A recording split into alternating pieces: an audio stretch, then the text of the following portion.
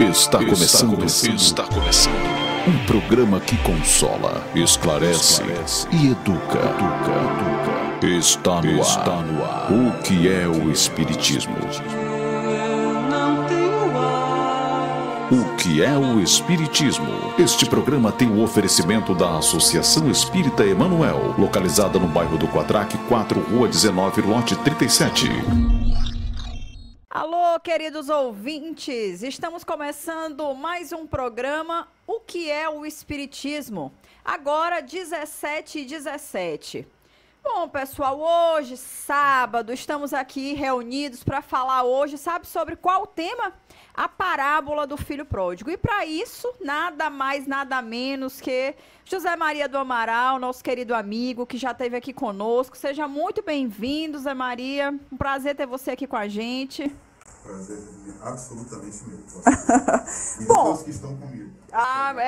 Nunca estamos sós. E a gente falou, inclusive, sobre isso no programa passado, viu? A influência dos espíritos na nossa vida. E eu acho que ficou bem claro que a gente não está aqui sozinho. E hoje, na locução, eu e o meu querido amigo Souza. Dê um alô aí para os nossos ouvintes, Souza. Boa tarde. Fica no boa tarde, depois a gente vai. Souza é o faz tudo aqui. Ele é locutor e produtor. E estamos aqui também com a presença do nosso querido amigo Raimundo, que também faz aqui a produção do programa. E do Leonardo, que também é o nosso suporte hoje aqui na produção. Pessoal, lembrando, aproveitando que o telefone está tocando, o número para contato e perguntas sobre o nosso tema de hoje é o 3244 0864. 3244 0864. Bom, pessoal, e para a gente começar esse programa, vamos começar, eu acho que com a leitura, né? Dessa parábola que vai ser conversada hoje. Então, antes, para a gente relembrar os ouvintes, né, que estão aí do outro lado, conectados com a gente vai fazer uma breve leitura dessa parábola, que é conhecida ou mais conhecida como parábola do filho pródigo, mas também tem outros nomes, e a gente gosta muito de utilizar a parábola dos dois filhos, né? E a gente vai fazer essa leitura com o Souza para começar esse bate-papo hoje, que vai ser um pouquinho diferente. Queria explicar um pouco a dinâmica, né? Hoje a gente, ao invés de fazer um programa com perguntas e respostas, como a gente faz habitualmente, a gente vai fazer um programa onde o nosso convidado vai trazer para a gente uma apresentação sobre essa temática. Então, a ideia é fazer assim, uma exegese, é conseguir fazer a análise dessa parábola trecho a trecho, porque eu não sei se eu estou enganada, Amaral, mas me parece que essa é uma das parábolas que mais tem coisas subentendidas. Eu estou correta nesse ponto de vista? Absolutamente correta. Sem dúvida nenhuma que, historicamente, é uma das parábolas, inclusive, mais queridas pela população. Sim. É uma parábola que ela vem sendo trabalhada desde sempre, uma parábola popular. Esse seria o termo. Sim. E no Evangelho de Lucas nós temos as duas parábolas mais populares. Sim. Que é o filho pródigo e o bom samaritano. Sim, e sem dúvida nenhuma, eu gosto muito dessa parábola, porque antes de eu me tornar espírita, por exemplo, eu tinha uma interpretação muito equivocada sobre ela. E foram coisas que depois da doutrina espírita eu parei para pensar, eu falei, gente, é isso, eu nunca tinha atentado para isso. O segundo filho era algo que nunca tinha me chamado a atenção, eu achei que era o comportamento. E hoje a gente vai conversar justamente sobre isso para tentar ver se essa visão que a maioria costuma ter, se é a visão que realmente Jesus quis trazer contando essa parábola. Então vamos com a leitura da parábola com Souza. Parábola do filho pródigo. Disse Jesus: um homem tinha 2 filhos. O mais moço disse ao pai: meu pai, dá-me a parte do patrimônio que me toca. O pai então repartiu entre eles os haveres. Poucos dias depois, ajuntando tudo o que lhe pertencia, partiu o filho mais moço para um país muito distante. E lá dissipou sua herança, vivendo dissolutamente. Depois de ter esbanjado tudo, sobreveio àquela região uma grande fome, e ele começou a passar penúria.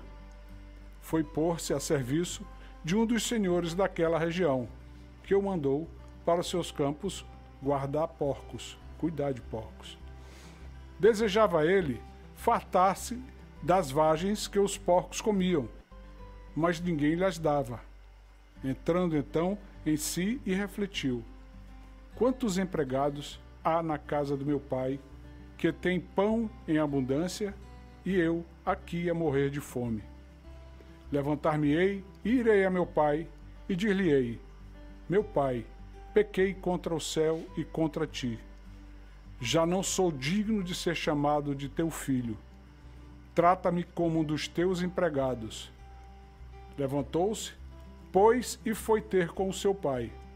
Estava ainda longe, quando seu pai o viu, e, movido pela misericórdia, correu-lhe ao encontro.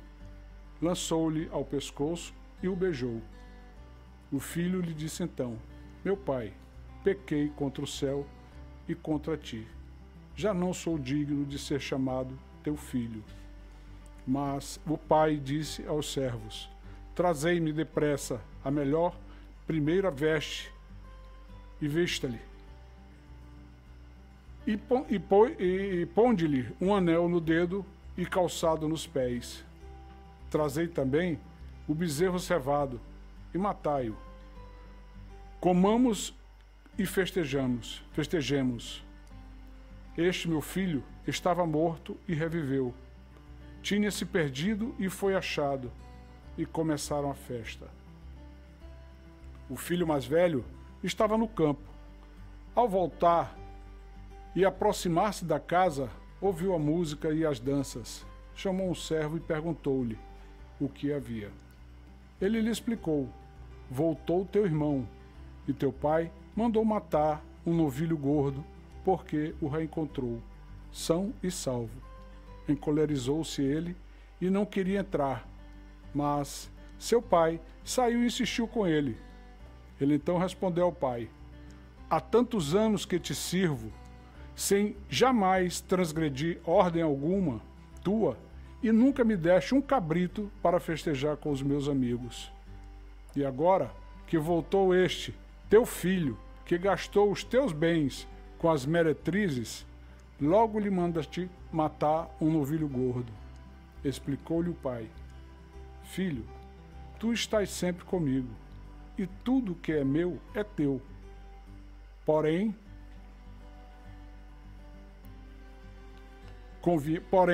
fazemos uma festa, pois que este teu irmão estava morto e reviveu, tinha-se perdido e foi achado. Essa parábola está em Lucas, no capítulo 15, nos versículos 11 a 32. Bom, pessoal, agora, depois da leitura, né, dessa parábola, vamos fazer, então, agora essa degustação, pouco a pouco. Hein, Amaral? O que é que você tem aí pra gente de conhecimento, destrinchando essa parábola aqui para os ouvintes? Você falou de uma palavra que me é muito cara, né? Exegese. Né? Exegese é uma palavra muito cara para mim, porque ela reflete a necessidade de nós fazermos uma interpretação profunda. Não apenas as traduções, a letra, a palavra a palavra. É muito importante que a gente também contemple dentro dessa exegese uma perspectiva de hermenêutica que a gente precisa contemplar.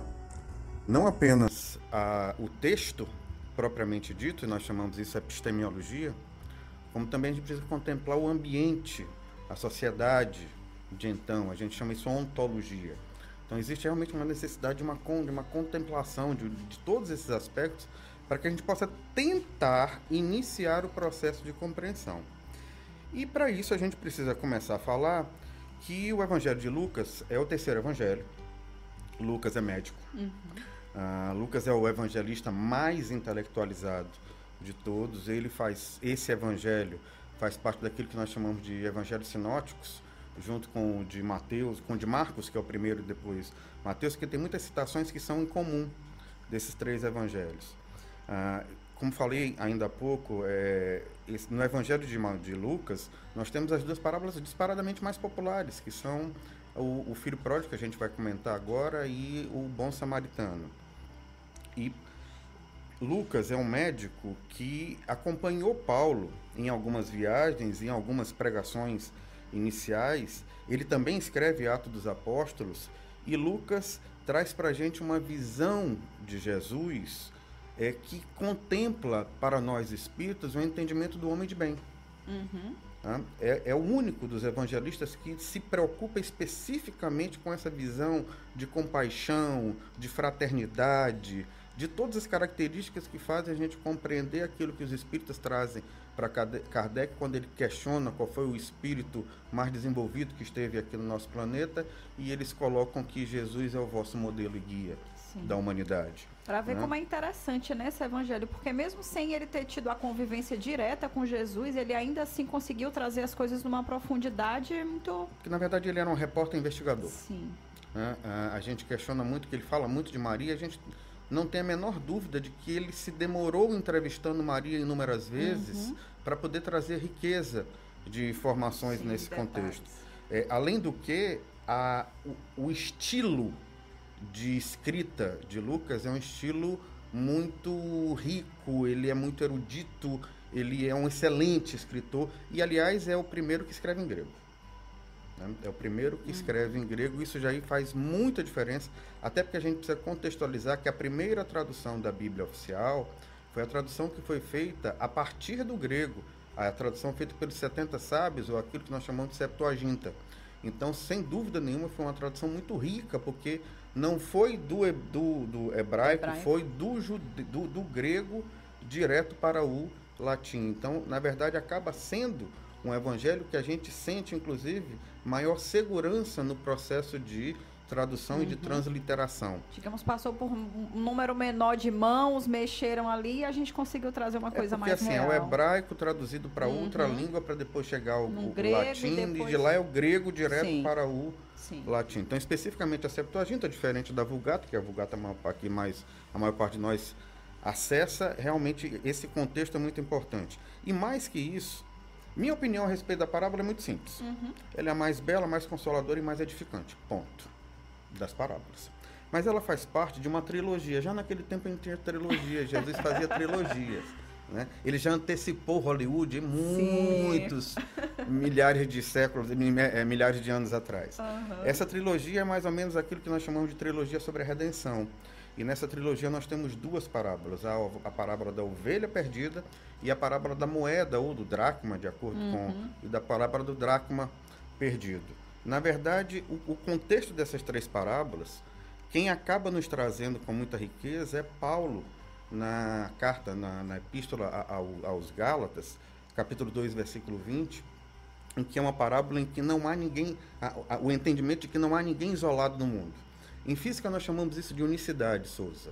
E na verdade o que Paulo fala em Gálatas capítulo 2, versículo 20 é: e já não mais eu vivo em mim, mas é o próprio Cristo quem vive em mim. Aí a gente fica imaginando, peraí, Jesus então reencarnou em Paulo? Não, não é isso. É a mensagem deste ungido que chega até nós. Ele não fala que é Jesus que vive em mim. É a mensagem do Cristo, do Christos grego que vive em mim. Então, contemplando esse processo, a gente começa a entender do que se trata o Evangelho de Lucas.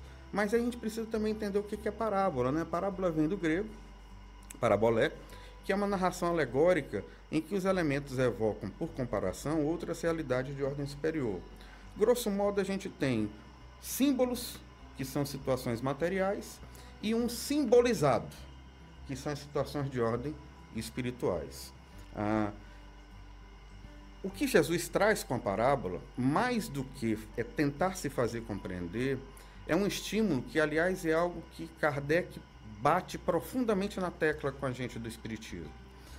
É necessário que quem está ouvindo essa parábola, o estudante, cada um de nós, ele possa fazer uso do seu raciocínio, daquilo que ele dispõe de conhecimento, para que ele possa fazer a sua interpretação da parábola. Kardec nunca disse que existe um espiritismo igual para todo mundo. Cada um de nós vai entendendo, vai compreendendo, vai se aprofundando no espiritismo, vai percebendo as maravilhas que os ensinamentos da doutrina dos espíritos nos trazem, à medida que nós vamos nos robustecendo de conhecimento, de experiências.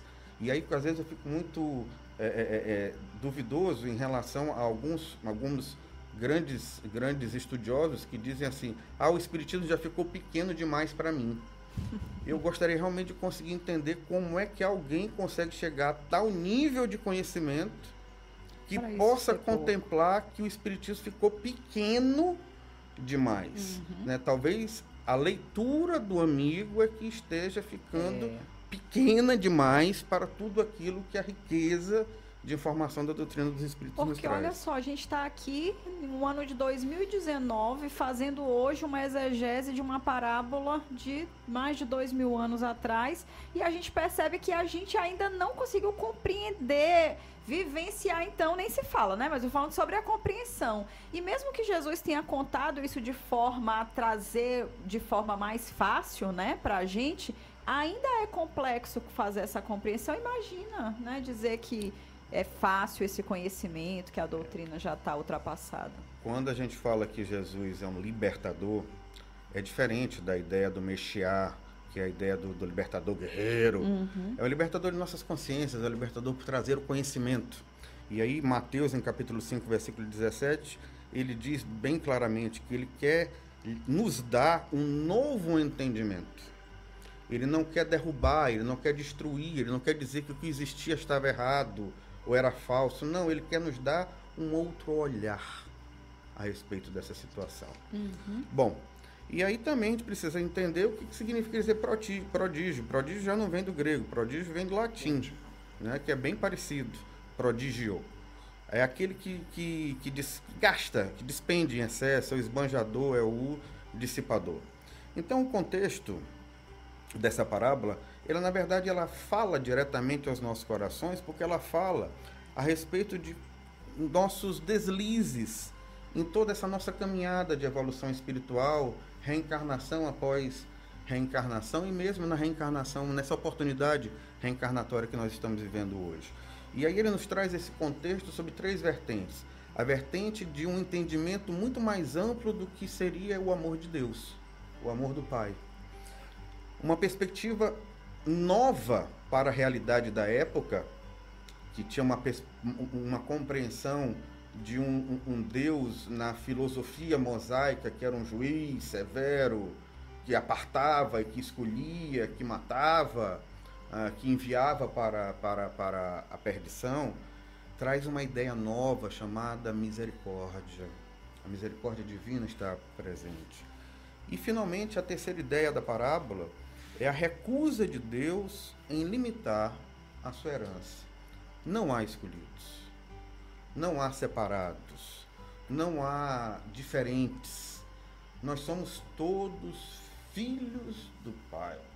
E nessa condição, que é aquilo que nós passamos a conhecer através da leitura do Evangelho do Cristo, que é a fraternidade universal, nós somos todos escolhidos. Não há nenhum entre nós que não seja escolhido. Amaral, tem uma situação assim, essa parábola, quando Jesus disse, ele disse porque no momento que ele falou, ele tinha um motivo específico naquele momento, que era de esclarecer aos fariseus e os levitas, né, que contestavam que ele estava ceando, fazendo a ceia juntamente com os perdidos, aqueles que eles contestaram isso.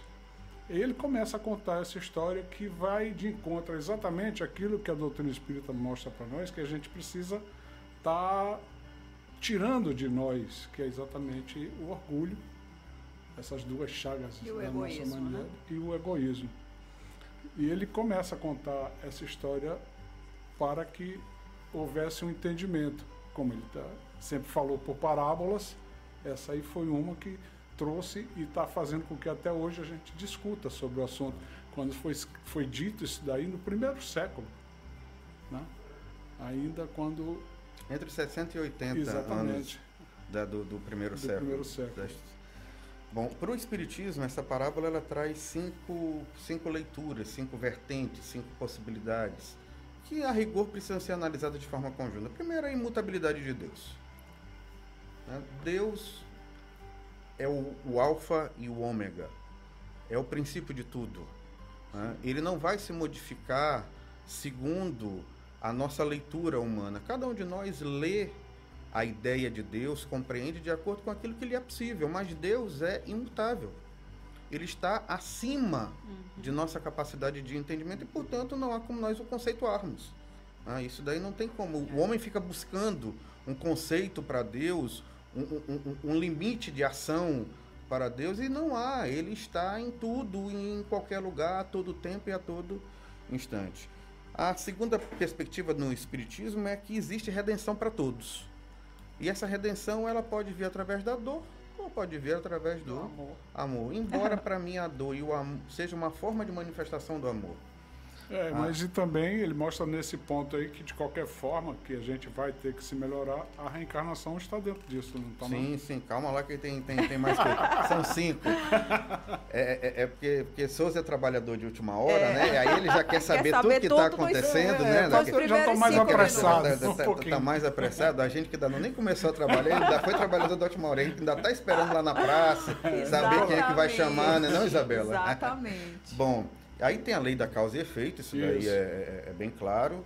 A relatividade do livre-arbítrio. Que tem que fazer uma diferenciação que as pessoas confundem muito com ação e reação. Né? É a mesma similaridade de lei de ação e de reação e lei de causa e efeito com o corpo físico e espírito. É a mesma similaridade. Então, a lei de causa e efeito está para o espírito, enquanto a lei de ação e reação está para o corpo físico. É basicamente a mesma situação. E, finalmente, há o fato de que a evolução espiritual, a caminhada espiritual de cada um de nós, ela é um processo individualizado. Com certeza. Né? Cada um no seu tempo. A gente fala muito isso no Espiritismo. Sim. Bom, a respeito dessas 3 figuras centrais da parábola, os 3 personagens da parábola, o pai é o mais simples da gente entender quem é. E os 2 filhos, o pai está sendo trazido como uma nova... Vejam, Jesus estava falando não para cristãos, Jesus estava falando para judeus e alguns gentios. Sim. Então Jesus estava querendo trazer um processo de desconstrução da ideia do Deus mosaico, do Deus do Velho Testamento, do Deus juiz severo, punidor, implacável. Então ele traz agora a ideia de uma nova imagem de Deus como um pai de amor. Embora isso vá ser destrinchado melhor no Evangelho de João, mas aqui a gente tem a primeira semente dessa nova ideia de um pai de amor, de um pai que acolhe, de um pai que não faz diferença, de um pai que recebe a todo mundo. Uma das passagens ele diz assim, na hora ele olhou o filho dele distante e não foi o filho que saiu correndo para ele, foi ele que saiu correndo na direção do filho e se atracou pelo pescoço do filho e tudo mais. Veja...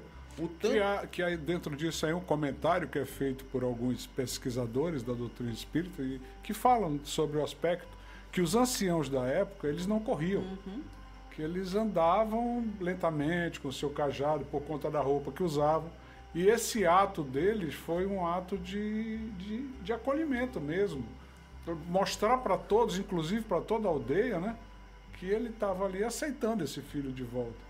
Literalmente é o Jesus subversivo. Exatamente. Né? Jesus subversivo não para o mal, né? O Jesus querendo trazer um novo entendimento a respeito daquilo que já havia sido trazido. Em momento algum, Jesus se revolta contra a mensagem que é trazida por Moisés. Nós no Espiritismo dizemos que Moisés é o primeiro mensageiro, que Jesus é o segundo mensageiro e que o Espiritismo, enquanto doutrina consoladora, é o terceiro mensageiro da mensagem do Pai, mas em momento algum Jesus disse que a mensagem de Moisés está equivocada. Ele está dizendo que a interpretação é que precisa ser modificada para que a gente possa contemplar um Deus de amor. Tanto que ele diz que não veio modificar, ele veio para fazer cumprir de uma forma mais coerente, né?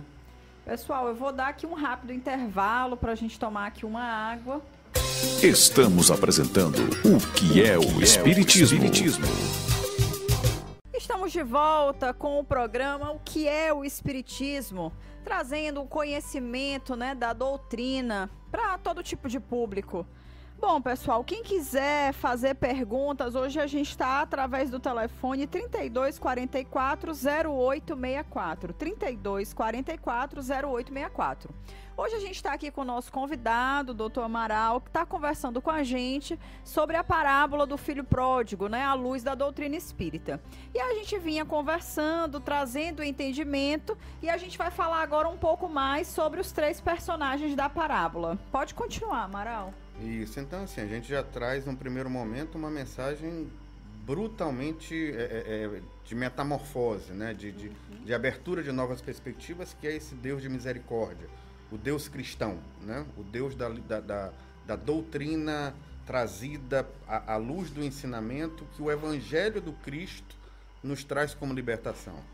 Bom, vamos agora para os outros personagens que são, obviamente, que em primeiro lugar, aquele que te intitula a parábola, embora pessoalmente, na minha modesta incapacidade de coisa nenhuma, eu gosto de chamar de a parábola do filho pródigo e do filho egoísta. Sim, mas tem outros que chamam dos 2 filhos, dos 3 Sim. pródigos, enfim, cada um chama como mais lhe apetece. Então vamos agora para o personagem que teoricamente, e isso vai ficar bem claro mais para adiante, é o principal, que é o bendito do filho pródigo. Certo. Então, assim, o bendito do filho pródigo é aquele sujeito facílimo da gente conhecer, né?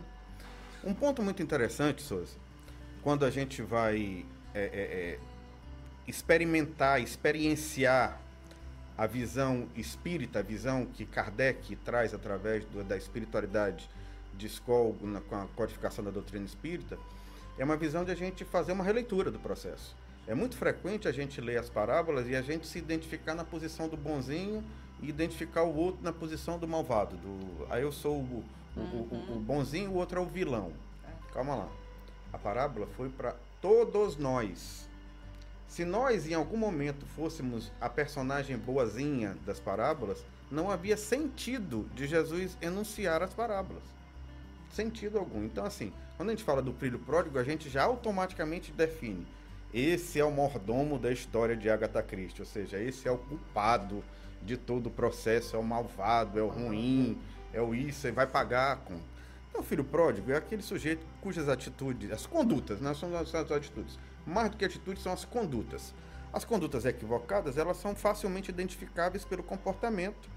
Inclusive, às vezes, isso é identificado, Souza Isabela, à primeira vista. Sim. A gente tem um contato com a pessoa, com o irmão, e à primeira vista a gente já percebe que trata-se de alguém que nitidamente está na contramão da história.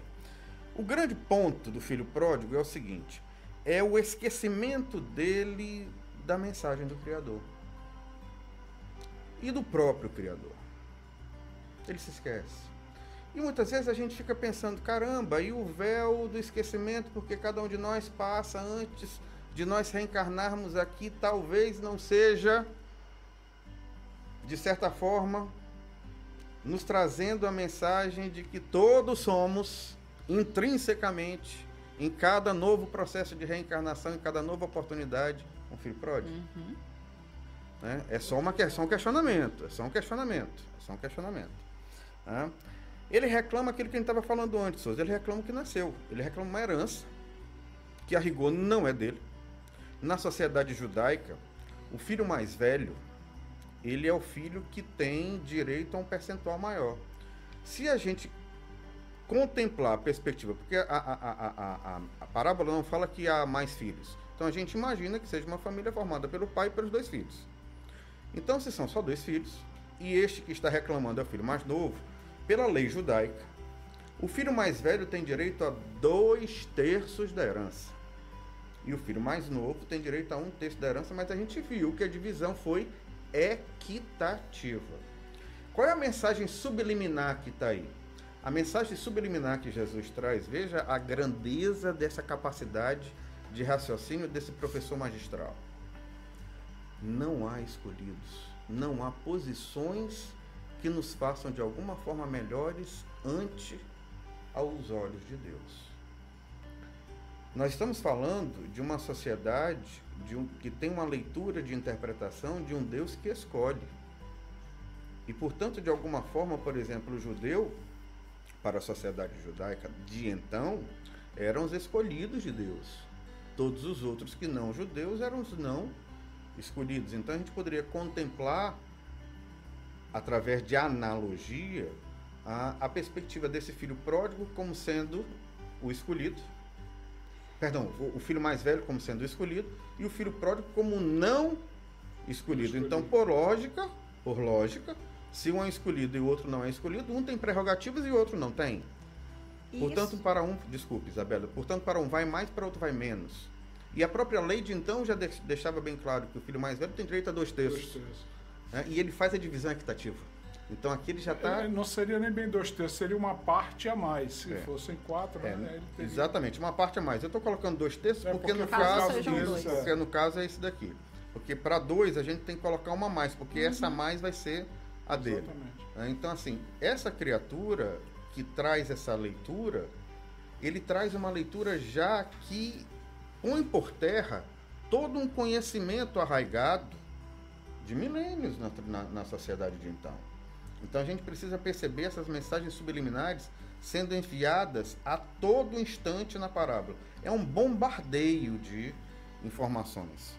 E para a doutrina espírita tem uma coisa nessa passagem que mostra essa ideia da reencarnação, né? Porque qual a justiça de Deus se nós só tivéssemos uma vida? É uma coisa que a gente argumenta muito sempre, essa mesma conversa, mas não tem como a gente fugir disso. Eu penso assim, poxa, se nós viéssemos só uma vez, uma encarnação, e aí fulano vem com uma vida, uma condição boa financeiramente, saudável, né? Que digamos que seja o mais irrelevante, e a outra pessoa vem com problemas, tem que enfrentar uma série de dificuldades, tem limitações financeiras.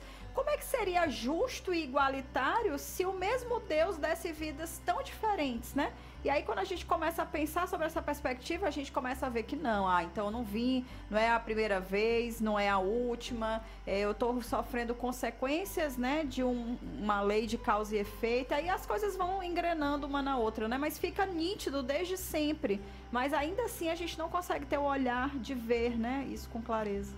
É o olhar que precisa ser modificado, não os olhos. Sim. É o olhar. Sim. Né? O olhar teoricamente, se nós analisarmos do ponto de vista da manifestação física,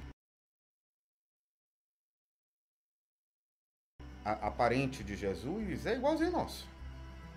E, portanto, o que é necessário é nós sabermos fazer o bom uso.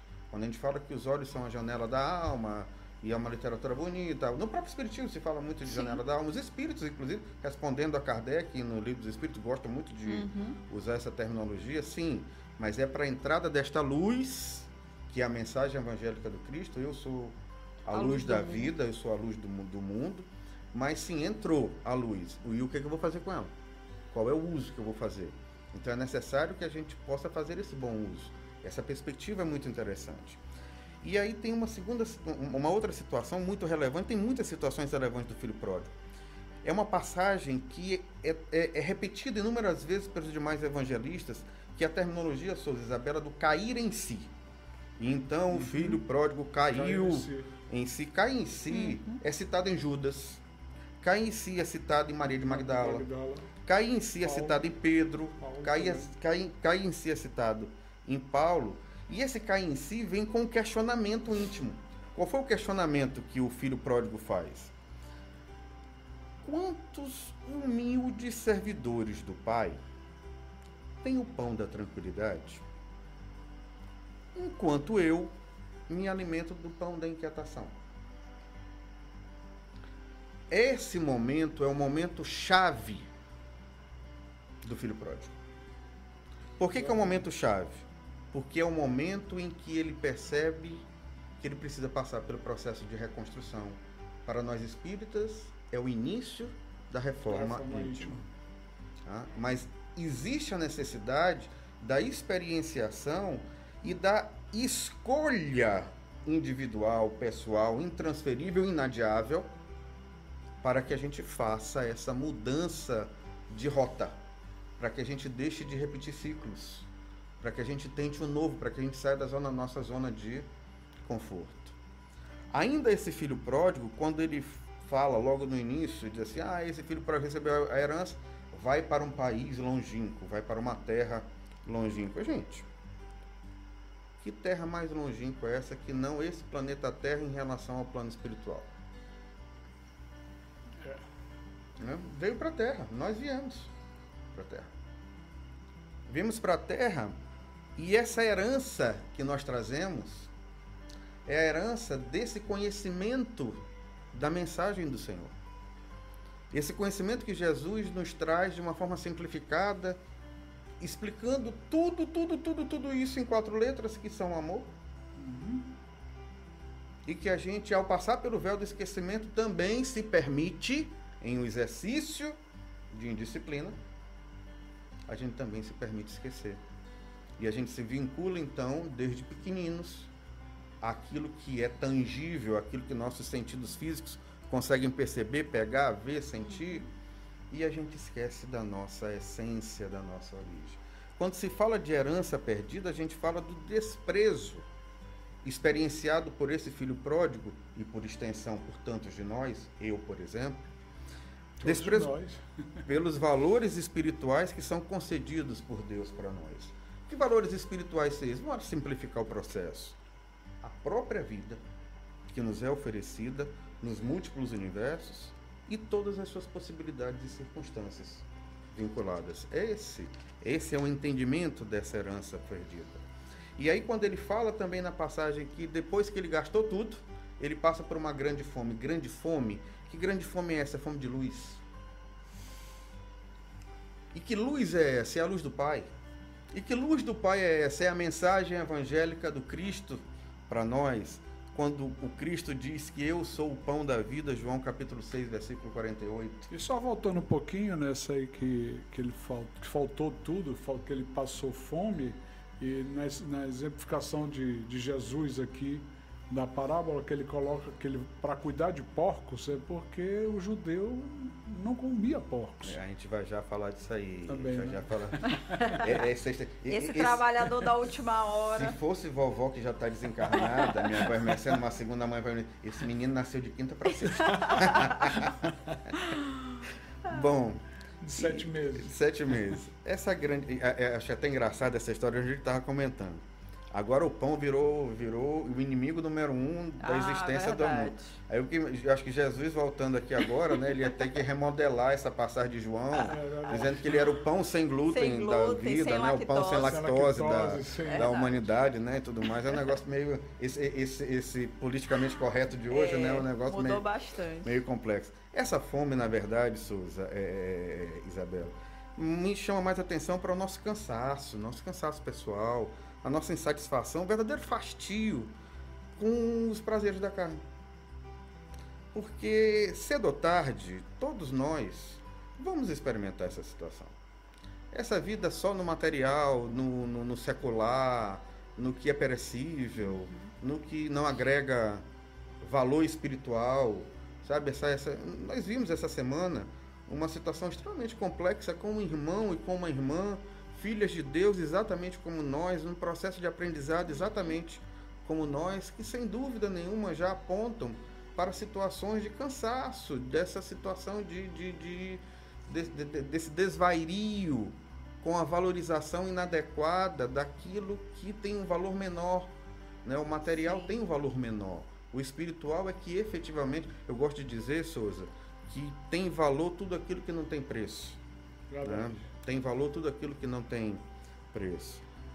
Tem uma passagem que Carl Schutel, eu gosto muito das leituras de Carl Schutel, que ele descreve que o filho pródigo um belo dia acorda, né, com fome, convivendo com porcos, e ele coloca assim, e cedinho, isto é, e cedo pela manhã, na hora que ele acordou, é porque às vezes nós perdemos a condição de filhos.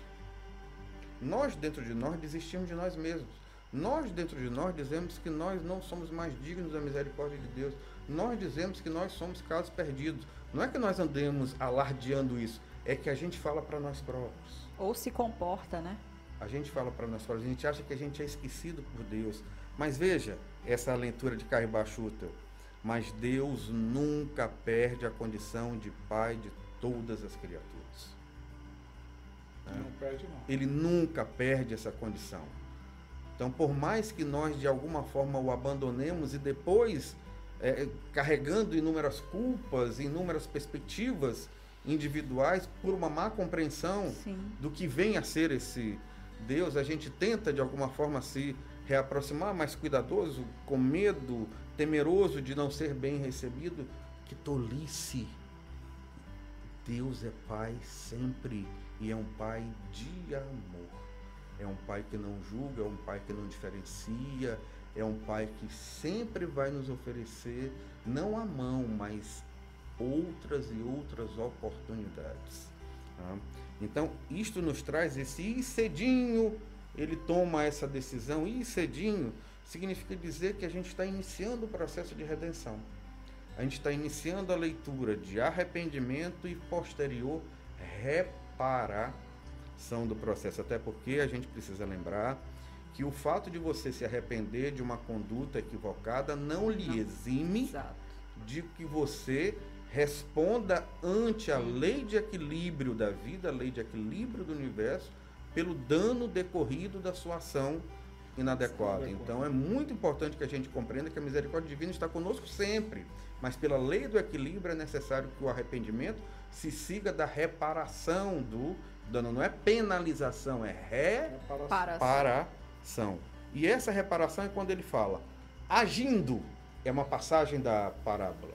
E cedinho ele toma essa decisão e aí ele fala agindo, isto é, saindo da sua zona de conforto, sendo o senhor ativo da sua própria mudança, sendo seu agente de transformação, não esperando aquilo que nós falamos, o cair do céu. Ele vai atrás, ele sai de onde ele estava, ele caminha com seus próprios pés, ele toma a decisão individual e ele segue sabendo que ele poderia ter uma resposta negativa ou uma resposta positiva, mas ele se prontifica a começar o processo.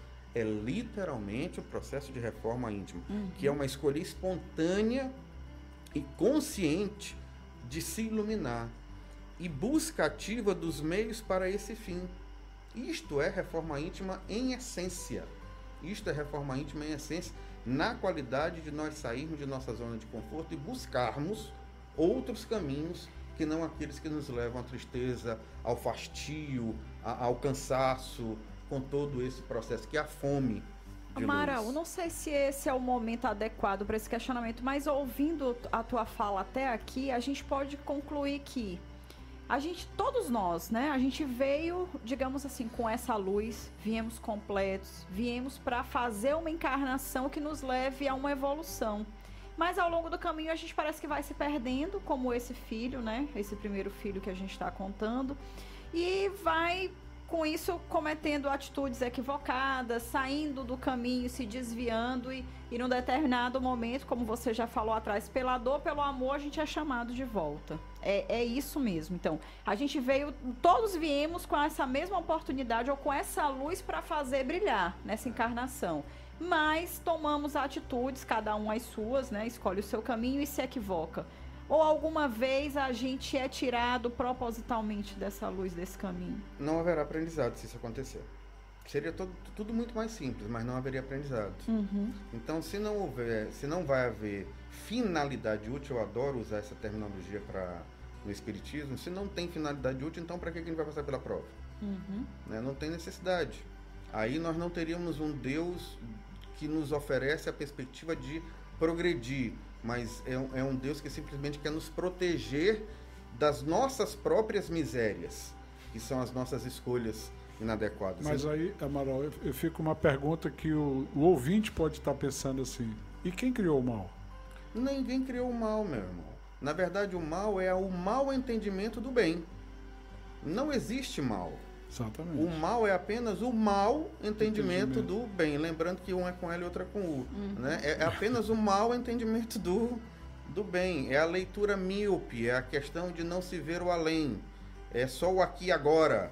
É só o nesse instante. É só o toma lá, da cá. É só a lei de Italião. Vamos colocar assim, é quando a gente se afasta mais da lei do amor e começa a querer seguir no outro caminho, mais ou menos isso. Souza, eu analiso de uma forma linear. é quando a gente deixa de fazer o certo. E o que é certo é tudo aquilo que a gente gostaria que fosse feito para nós. Com certeza. Errado ao contrário. Com certeza ao contrário. Então, tudo aquilo que a gente faz para outrem, para os demais, que não seja aquilo que nós gostaríamos que os outros fizessem para nós, nós não estamos fazendo certo. Nós não estamos no caminho, né? E aí eu gosto de passar duas mensagens evangélicas nesse sentido, que é Mateus capítulo 7, versículo 7, que diz: pedi e obtereis. Mas continua: pedi e obtereis, buscai e achareis, batei e abri-se-vos-á. Vejam, todos esses verbos indicam a ação do sujeito. Você vai ter, mas faça a sua parte. Não tenha a menor dúvida que você vai chegar à vitória, mas faça a sua parte. Em Salmos, o Salmo 23, que é um salmo que todo mundo conhece de cor e salteado, logo no primeiro versículo é basilar para o entendimento disto. O primeiro versículo do Salmo 23 diz: o Senhor é meu pastor e nada me faltará. O filho pródigo agora vai falar da parte que Souza já tem 2 momentos que ele quer falar. E a gente aqui, eu já estou achando que é coisa até de torcedor de um time lá de São Paulo, né? Que começa a falar isso daí. Bom, os porcos. Realmente, Souza, você está coberto de razão. Existe uma aversão histórica do judeu em relação à figura desse animal. Essa aversão histórica é tão intensa que na sociedade judaica, quem convivesse com os porcos, quem comesse porcos, sequer Isabela, poderia entrar no templo de Jerusalém.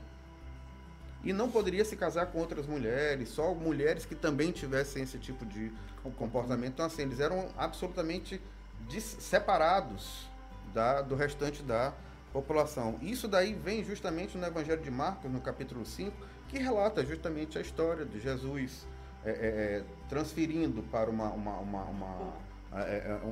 conjunto de porcos, né, uma legião de espíritos que estavam se manifestando de forma contrária à mensagem evangélica do Cristo. E ainda digo mais, Souza, para o judeu, trabalhar com porco era o ápice da degradação moral.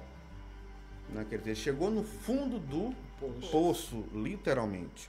E isso daí seria a tradução dos nossos interesses impuros. Todos os nossos interesses impuros seriam os porcos com quem nós trabalhamos, com quem nós convivemos. E cada um de nós sabe, e bem sabe, os seus, né? Quais os porcos com que convive. Sim. Esse filho pródigo também, ele traz para a gente uma leitura de que o desfecho de todos nós que passamos pela terra é o retorno para o lar paterno. Todos nós voltaremos ao lar, ao retorno. Todos nós retornaremos ao lar paterno. E aí, esse mau uso dessa herança, como no caso de grandes cientistas, grandes artistas, grandes profissionais das mais diferentes áreas, que desperdiçam essas concessões que são seus dons pessoais, que são ofertados pelo Pai. Então, assim, a gente gasta tudo isso que nos é oferecido para benefício pessoal, para algum benefício que não tenha finalidade útil no nosso desenvolvimento espiritual, para algo que mais ainda que possa trazer prejuízo para o desenvolvimento espiritual dos irmãos que convivem com o nosso trabalho.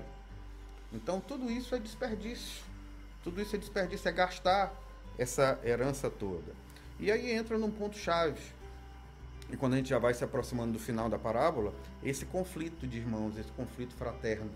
Vamos fazer o seguinte, nesse conflito que entra agora, a gente vai numa música para falar do segundo momento do segundo pródigo. Isso. Estamos apresentando o que é o Espiritismo. Estamos continuando aqui a nossa exegese, né, sobre a parábola do filho pródigo, a parábola dos 2 filhos, com o doutor Amaral. E a gente já veio caminhando, né, trazendo a leitura da parábola, trazendo essa interpretação dessa parte inicial, do pedido do filho, né? dessa partida e agora dessa reflexão dele para o retorno ao lar. E agora a gente vai entrar falando sobre o segundo filho, né? O filho que ficou ali ao lado do pai, que se fez presente. Vamos trazer aí o que afinal a gente pode aprender com esse filho, Amaral. A gente vai falar já da ideia que nos traz, que é a ideia do conflito entre os dois irmãos. Esse conflito entre os dois irmãos se configura na instituição mais sagrada do mundo. Meus irmãos, nada é mais sagrado nesta nossa existência do que a família. Nada. Até porque a família é o lar que Deus nos ofertou para que nós possamos, da melhor forma possível, caminhar em nosso processo de evolução. E embora seja um grande desafio para cada um de nós, é ali dentro que nós vamos encontrar todas as condições para que a gente possa efetivamente avançar. E digo mais, que a gente só pode dizer, que é a minha leitura, permitam-me uma opinião absolutamente pessoal, que aquilo que Paulo chama de combater o bom combate, para mim é combater todas as situações que geram desunião e desarmonia na família. Se você, ao término de sua encarnação, tiver conseguido aparar todas essas arestas e você tiver conseguido estabelecer uma família de harmonia, de compreensão, de leitura evangélica da mensagem do Cristo para nós, você pode, com segurança, dizer que sim, você combateu o bom combate. Em Gênesis, no capítulo 4, versículos de 1 a 8, nós já temos a história do primeiro fratricídio da história, que é Caim e Abel. E o filho mais velho, ele usa uma terminologia, na hora que Souza estava lendo, essa terminologia, ela me encanta. Ela diz, quando ele vai se reportar ao pai, ele se reporta ao pai dizendo assim, Souza, teu filho, ele não fala meu irmão, ele fala teu filho. Isso daí é um ponto que para mim é extremamente importante para a gente começar a entender que o filho mais velho é a maior parte da parcela da humanidade. A maior parte de nós, que somos pessoas focadas em viver uma vida sem escândalos, mas, Isabela, sem nenhuma generosidade. Exatamente. Briga com o marido, que eu já digo logo, olha, teu filho tá fazendo coisa, não é meu, na hora do bom é meu, do mal... Nós que somos altamente ortodoxos, que gostamos muito do dogmatismo, embora a gente diga, a doutrina dos espíritos não aceita o dogmatismo, mas muitas vezes a doutrina dos espíritos não internalizou-se dentro de cada um de nós. E nós persistimos achando que nós somos os donos da verdade. E quem pensa diferente de nós está errado. Né? Nós somos monopolizadores dessa verdade. A rigor, nós temos um viver sem bondade. Um viver sem escândalo, mas também um viver sem bondade. Por sermos rancorosos e ressentidos, birrentos na leitura de Dr. Inácio Ferreira, que mesmo já na qualidade de desencarnado, diz que estuda ainda hoje, tinha começado o estudo enquanto encarnado, e ainda hoje ele estuda profundamente a leitura dessa parábola do filho pródigo. E aí se passa o seguinte, que esse filho mais velho, em sua severidade, isto é, a maior parte de nós que já conhecemos a mensagem do Evangelho do Cristo, que já tivemos inúmeras outras oportunidades reencarnatórias em que já fomos apresentados a essa mensagem, nós vivemos dentro de uma severidade tão grande que não nos permite entender o essencial das leis divinas. E isso está escrito de uma forma bem ampla em 1 João capítulo 4, versículo 8, quando ele diz que se vocês não entenderem o amor, vocês não entendem o que é Deus, porque Deus é amor. Então é um filho egoísta, é um filho orgulhoso, é um filho exclusivista, é um filho sectário, que ele se aparta do outro para não se contaminar. Exatamente como Jesus, na verdade, é isso, é aquilo que você falou. Ele está falando dos fariseus e dos escribas, né? Que se afastavam dos impuros para não se contaminar e que eram os donos da verdade, que diziam que Jesus estava errado, né? Então já percebe aí o tanto da leitura equivocada do processo. Esse filho mais velho é o filho soberbo. Esse filho mais velho, Isabela, ele tem literalmente um delito muito mais grave do que o delito que foi cometido pelo filho pródigo. E às vezes a gente não faz essa leitura Na maioria das vezes, eu diria. Viu? A gente às vezes não faz essa leitura, porque esse filho mais velho, ele julga que o filho pródigo deva ser excluído da casa. Ele considera, como muitos de nós consideramos, que aqueles que pensam ou que agem de forma diferente como a nossa, merecem viver à margem do processo, merecem uma pena definitiva, exatamente como aquela leitura lá do passado de céu e inferno, né? De purgação completa, sofrimento até o final dos tempos. É exatamente essa leitura, a leitura do filho mais velho. E ele supõe-se, esse filho mais velho se supõe um ser iluminado, mas na verdade ele não passa de um cego, porque nele a interpretação equivocada daquilo que em outros tempos nós chamaríamos de mal está muito mais profundo, muito mais radicado do que na interpretação do filho pródigo. E aí, nesse ponto, esse filho mais velho, eu gostaria de fazer uma relembrança de uma mensagem de Emmanuel a respeito disto, uma mensagem extremamente rica. Olha, essa leitura é uma leitura que vale a pena a gente degustar e fazer uma autoanálise, porque ela pode servir para muitos de nós. Para mim, serve. Emmanuel diz assim: se te sentes ligado à esfera superior por teus atos e por tuas diretrizes, por tuas palavras e por teus pensamentos, não te encarceres na vaidade de ser bom. Não te esqueças, em circunstância alguma, de que Deus é Pai de todos. E, se te ajudou para estares com Ele, é para que estejas com Ele ajudando aos outros. Eu vou repetir porque realmente é uma mensagem muito profunda, que merece a nossa atenção, merece a nossa análise. Então, palavras de Emmanuel: se te sentes ligado à esfera superior por teus atos e diretrizes, palavras e pensamentos, não te encarceres na vaidade de ser bom. Não te esqueças, em circunstância alguma, de que Deus é Pai de todos, e se te ajudou para estares com Ele, é para que estejas com Ele ajudando aos outros. Né? Então, aí a gente entende que o amor verdadeiro, ele é um amor espontâneo, Isabela, ele é um amor natural, Souza, ele é um amor que não cobra, ele é um amor que não exige, ele é um amor que se basta por si mesmo. Para nós que falamos português é muito simples, porque o verbo amar é um verbo intransitivo. Ele não precisa de nenhuma justificativa. A gente não pergunta: ama por quê? Ama para quê? Ama quem? Ama a quem? Ama. Ama. Amar é verbo intransitivo. Não é moeda de troca. João, novamente João, né, o apóstolo mais caridoso, mais carinhoso de todos. João, em capítulo 8, versículo 46, diz assim: quem dentre vós me convence do pecado? E se vos digo a verdade, por que não credes? Ou seja, o filho mais velho questiona ao pai o porquê da sua ação. Mas ele questiona já nitidamente com uma intenção de prejuízo ao filho pródigo, ao filho mais novo, ao seu irmão. Então, o que João coloca aqui? Quem dentre vós me convence que eu estou errado e que a ideia de vocês é que é a ideia certa? Quem dentre vós me convence que a mensagem verdadeira do meu Pai, a magnanimidade da sabedoria da misericórdia divina, é menor do que o conhecimento do homem, ou do que meus desejos pessoais? Né? E aí ele retruca: e se eu vos digo a verdade, por que não credes na verdade?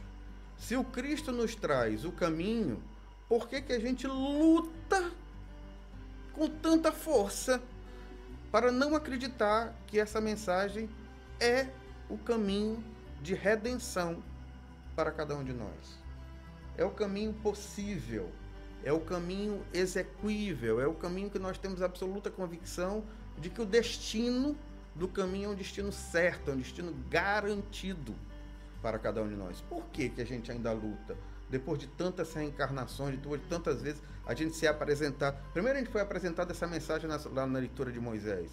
Depois a gente vem apresentado a mensagem na leitura de Jesus. Depois a gente vem apresentado agora na leitura do Consolador Prometido, que é o conhecimento da doutrina dos Espíritos. E a gente ainda luta tá.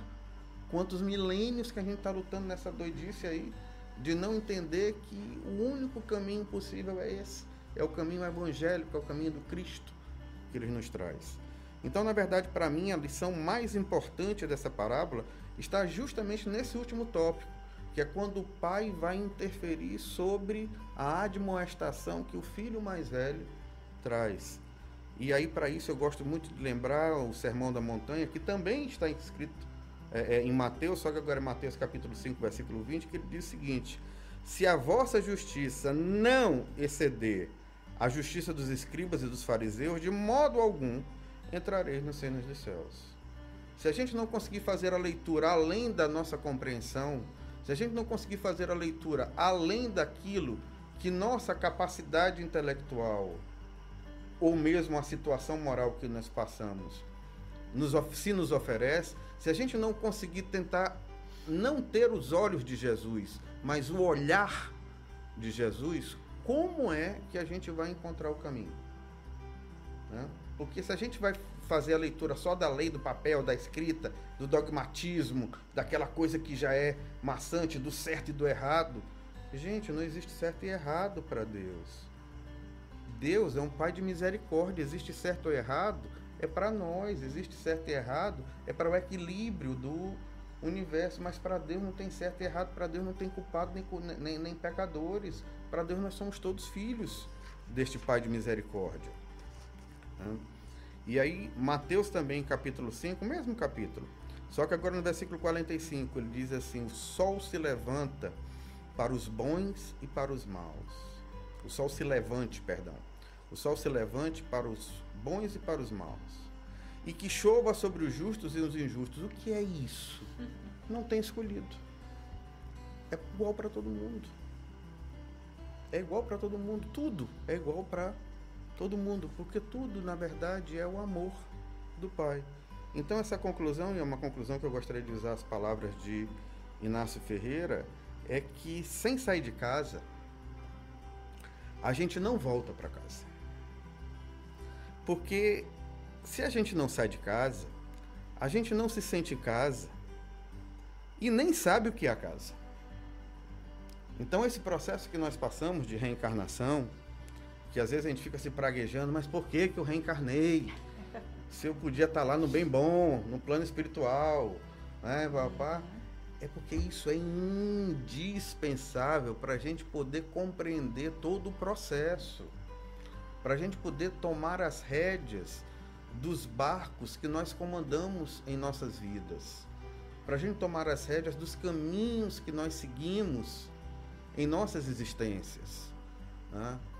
Nós estamos, é uma passagem do Cristo, muito batida nos evangelhos, nós estamos a caminho.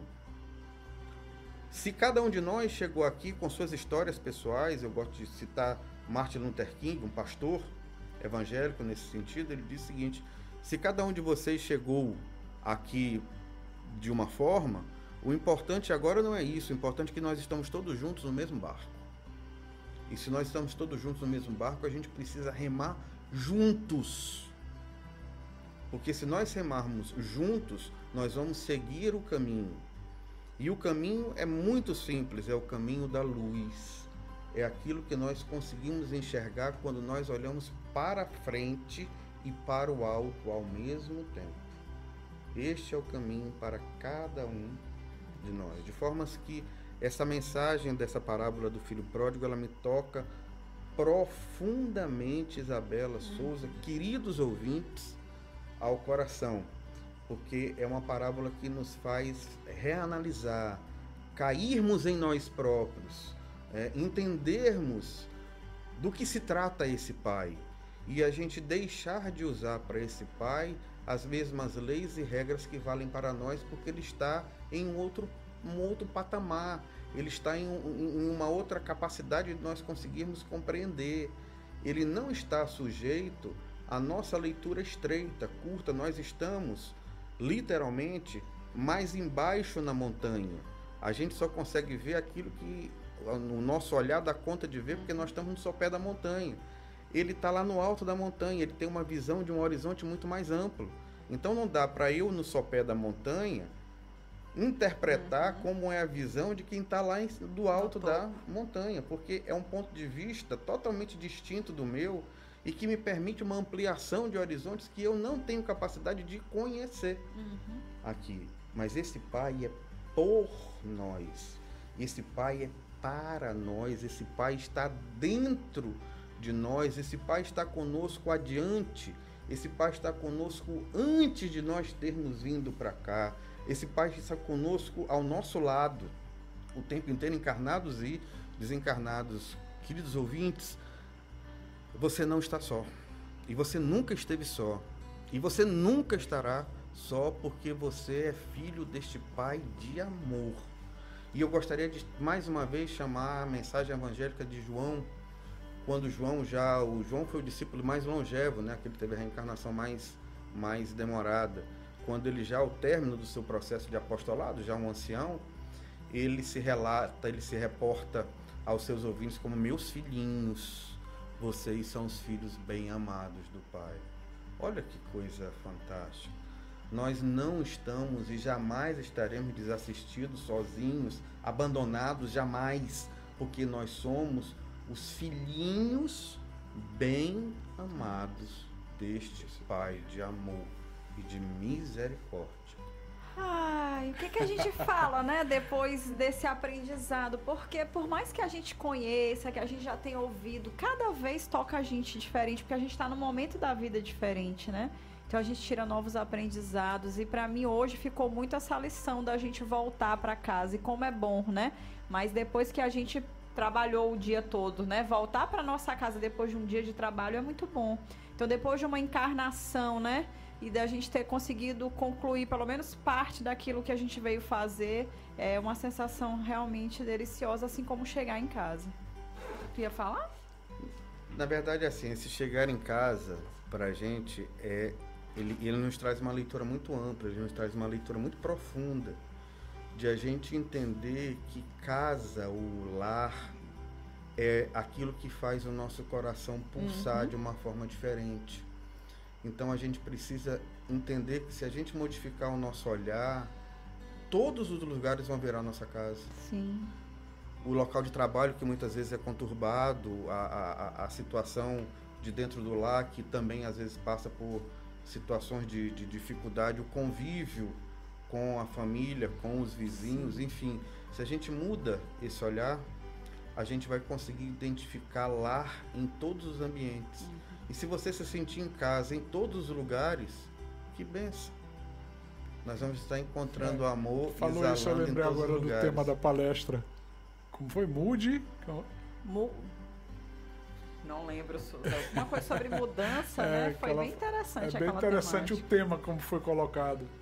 E lembrando também que quem fica mais próximo assim da doutrina, no livro Pão Nosso, tem uma parábola de número 157, né? Que ele trata do filho egoísta, e ele discorre um pouco sobre isso, colocando os dois em momentos diferentes, mostrando que um está no egoísmo, está na avareza, aquela coisa toda. Pessoas, antes que alguém possa imaginar assim, Amaral está falando aí como se ele fosse o filho pródigo ou alguma coisa melhor do que o filho mais velho. Eu cheguei, não. Nessa encarnação eu sou um irmão siamês, metade pródigo, metade mais egoísta. Velho, lutando, porque assim, a gente cedinho está tentando todos os dias acordar, olhar para o céu, encontrar essa luz do Pai, e a gente está tentando mexer um pouquinho, né? Levantar o bumbum da cadeira para a gente andar com os pés da gente e saber que, sabe, a gente está tentando aprender a andar ainda, mas está tentando, né? Tá todo mundo nesse Imagina caminho. Que já tem 2000 anos, né? E olha lá, meu irmão, 2000 anos do Cristo. Do Cristo, exatamente. Né? Do Cristo, imagina. Que com todas essas informações, imagina. 2000 anos. Bom, vamos dar início agora ao nosso quadro Minha Casa Espírita. Acompanhe agora o quadro Minha Casa Espírita. Conheça um pouco mais sobre as atividades desenvolvidas pelos Centros Espíritas do Maranhão. O nosso convidado de hoje, o Dr. José Maria do Amaral, é trabalhador da SEMA Francisco de Assis, né, uma casa espírita localizada na Rua dos Afogados, no centro da cidade. E a gente vai aproveitar para saber um pouquinho, de repente, algum dos nossos ouvintes more ou conheça alguém que more no centro e queira, né, entender um pouco mais sobre o trabalho realizado por essa casa. Então, eu queria que o Amaral contasse um pouquinho para a gente das atividades desenvolvidas no centro e dia de palestras, as atividades abertas ao público. Na verdade, a nossa casa, né, que o nome do quadro é Minha Casa, né, o SEMA Francisco de Assis é nossa casa, é a casa de todo mundo. Né? É lá na Rua dos Afogados, no centro da cidade, no centro histórico da cidade, entre o antigo Cine Rocks, que atualmente é teatro da cidade, e a Fonte do Ribeirão. É muito fácil, fácil de se achar. As atividades acontecem praticamente em quase todos os dias da semana. Nós temos atividades, mas as palestras abertas ao público, elas ocorrem nas segundas-feiras à noite, às 18h30, e aos sábados, em que nós temos uma ampla atividade aberta ao público, que nós começamos desde as 15 horas e isso se prolonga até as 19 horas. Nós temos não apenas as palestras, mas o estudo dos livros da codificação. Todos os livros da codificação têm cursos que são contemplados. Isso sem encontrar o ESD, o EAD e todas essas siglas agora, que cada vez que passa surge uma sigla nova, a gente ainda fica por aprender. Nós temos o trabalho que é realizado com as crianças, que é a evangelização infantil, um trabalho muito realizado com muito amor, muito carinho. Sim. Nós temos a nossa mocidade espírita, que inclusive tem uma companhia teatral que realiza, a Companhia Despertar, que realiza já temos quase 10 eventos teatrais, trazendo a arte do teatro para a divulgação da doutrina espírita, um trabalho feito também com muito apreço, muito carinho, não apenas pelos meninos que fazem parte da Companhia Espírita Despertar, como também dos colaboradores que são os responsáveis por os auxiliar. Nós temos o nosso Enxugando Lágrimas, que é sempre no primeiro domingo de cada mês pela manhã, em que além das atividades sociais que nós realizamos com um quantitativo bem significativo de senhoras idosas que se encontram em uma condição de vulnerabilidade social muito grande e que elas vão receber um gostoso, um saboroso café da manhã preparado pelos trabalhadores, e junto com esse café da manhã um pouco da mensagem do Evangelho, e saem de lá levando uma lembrancinha, que é uma cesta básica para cada uma delas. E logo depois desse trabalho ele é seguido pela reunião mediúnica, em que as eventuais comunicações que possam vir a serem transmitidas aos frequentadores do Enxugando Lágrimas, Sim. é disponibilizado logo depois, e nesse intervalo nós também temos um pouco mais de estudo do Evangelho do Cristo.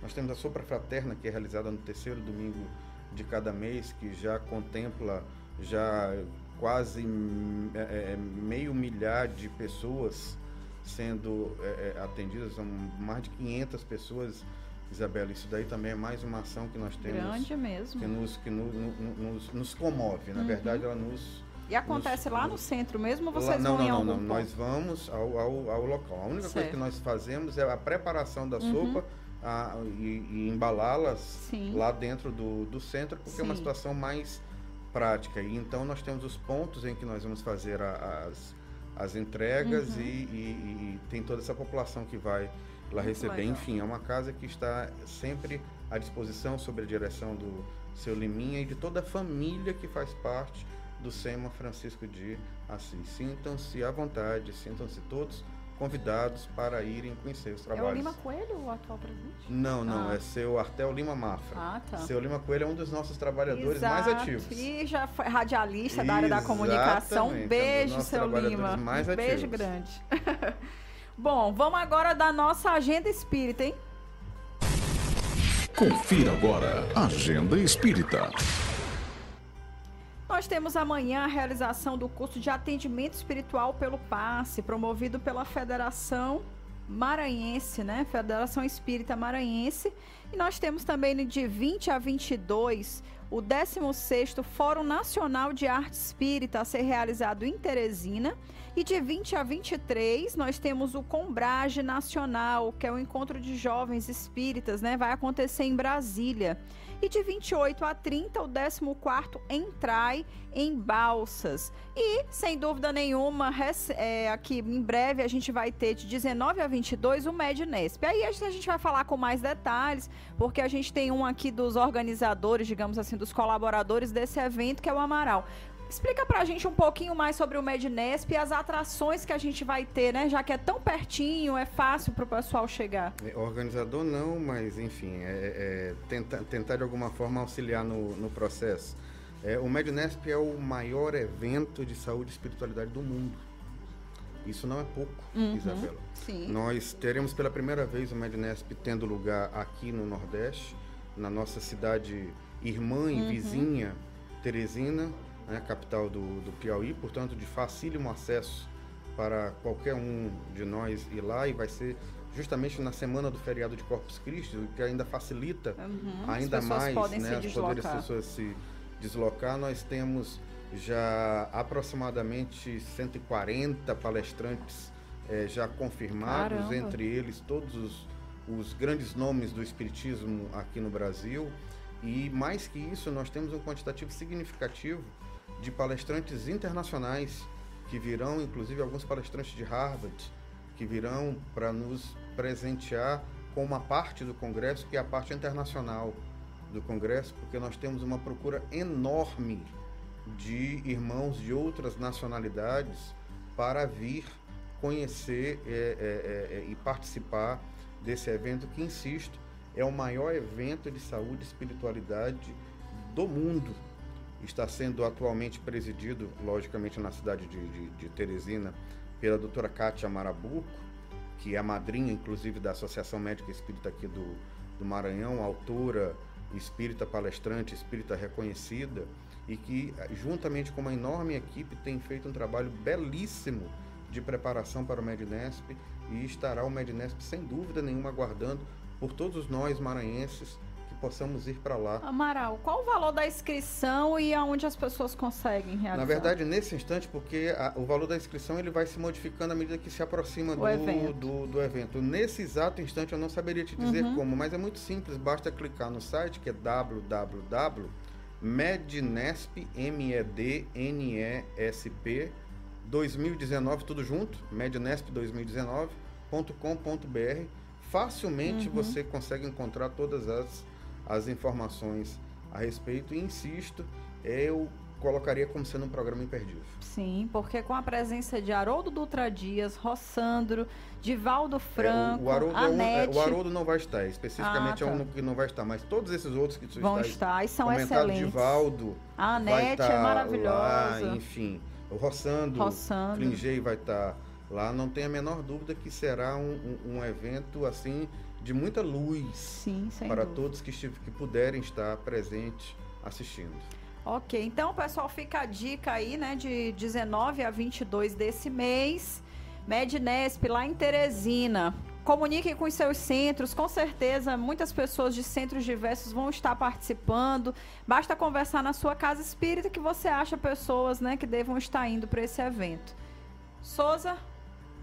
É que a gente encerra agora, Bela,